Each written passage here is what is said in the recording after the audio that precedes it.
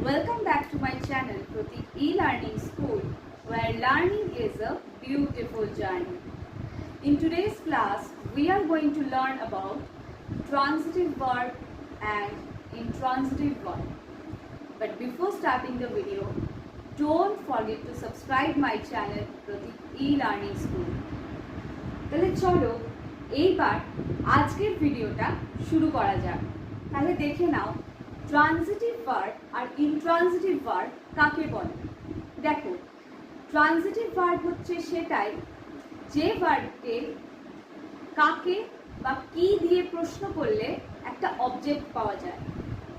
Transitive verb which has an object, আর এর বিপরীতটাই কি?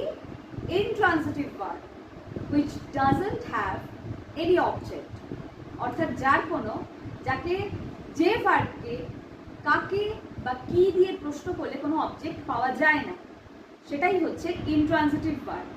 তাহলে আবারও বলি, ট্রানজিটিভ ভার্ব হচ্ছে যে ভার্বকে কাকে বা কি দিয়ে প্রশ্ন করলে একটা অবজেক্ট পাওয়া যায়, সেটা হচ্ছে ট্রানজিটিভ ভার্ব। আর ইনট্রানজিটিভ ভার্ব কাকে বলছে না? যে ভার্বকে কাকে বা কি দিয়ে প্রশ্ন করলে কোনো অবজেক্ট পাওয়া যায় না, সেটাই হচ্ছে ইনট্রানজিটিভ ভার্ব। এইবার আমরা দেখে নিই। দেখো, এখানে আমি লিখে রেখেছি ডেফিনেশনটা। যারা মনে করছো স্ক্রিনশট তুলে নেবে তারা অবশ্যই স্ক্রিনশট তুলে নিতে পারো, অথবা খাতায় লিখে নিতে পারো। এইবার দেখো, আমি এখানে কিছু এক্সাম্পলস লিখে রেখেছি। যেমন প্রথম এক্সাম্পলটা দেখা যাক। I moved to Delhi last year. I moved to Delhi last year. এখানে লক্ষ্য করে দেখো, আমি যদি ভার্বটাকে কি দিয়ে প্রশ্ন করি, তাহলে কি মুভ করছে সেটারও যেমন উত্তর আসছে না, কাকে মুভ করছে সেটারও কিন্তু উত্তর আসছে না।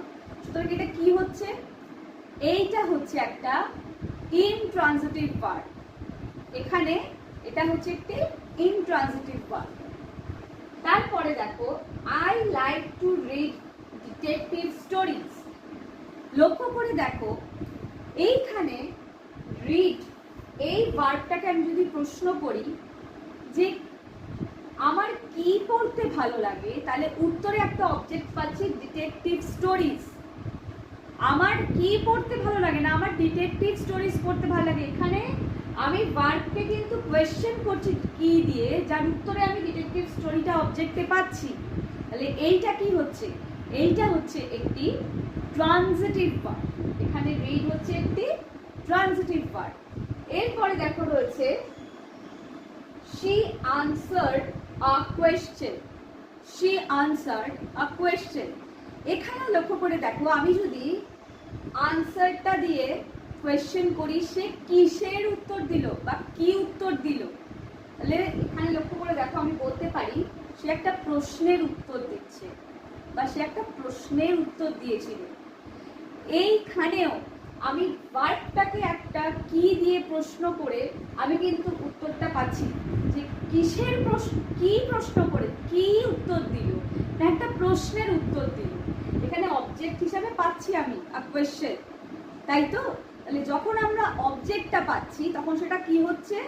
সেইটা হয়ে যাচ্ছে, সেই ভার্বটা হয়ে যাচ্ছে ট্রানজিটিভ ভার্ব, যেখানে একটা অবজেক্ট রয়েছে, কি উত্তর দিচ্ছে না একটা প্রশ্নের উত্তর দিচ্ছে।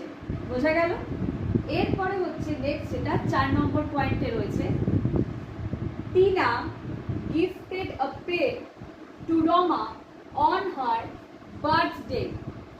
অর্থাৎ এখানে কি বলছে না, টিনা রমাকে তার জন্মদিনে একটি পেন গিফট করেছে। এই এক্সাম্পলটা মন দিয়ে দেখো, এইখানে টিনা কি গিফট করেছে, সেই কি দিয়ে প্রশ্ন করে যেমন আমরা পাচ্ছি পেন, একটা পেন গিফট করেছে, ঠিক তেমনি কাকে গিফট করেছে সেই প্রশ্নটাও যদি আমি কাকে দিয়ে প্রশ্ন করছি, সেইটারও আনসার পাচ্ছি রমাকে।